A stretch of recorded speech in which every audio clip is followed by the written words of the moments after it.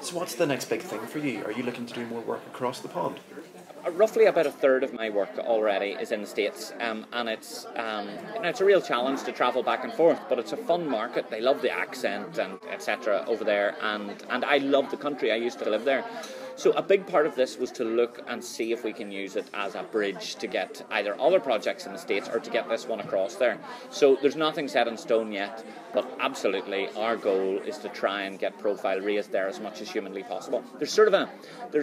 When you make a show, it would actually be very easy to get a broadcast in the States on a channel.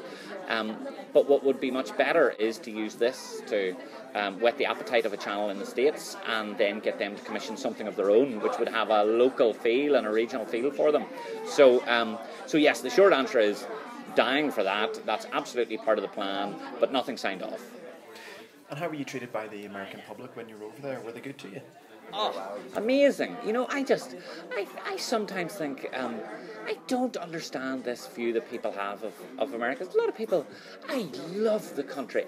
My business is really built up here, but I would move there in the morning. I used to live in Washington, D.C. I got married in New York and Manhattan, and there's a fundamental difference between our audiences here in Northern Ireland and audiences in the States. What I love about audiences in Northern Ireland is you have to win them over. You've got 5 minutes at the start of a show. If they don't like you within that 5 minutes, you're gone. And I love that about them. You have to prove yourself.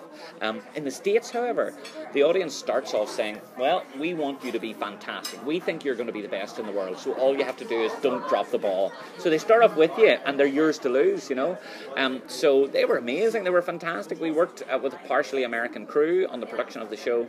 And even the people that we stopped on the street were just so wonderful. I mean, the difference with when you're filming the show, over here, if I guess someone's PIN number in the street, very often they'll say, oh my God, that's totally amazing. Just completely unimpressed, If you do it in America, it's like I could start a religion, the reactions are just so much bigger.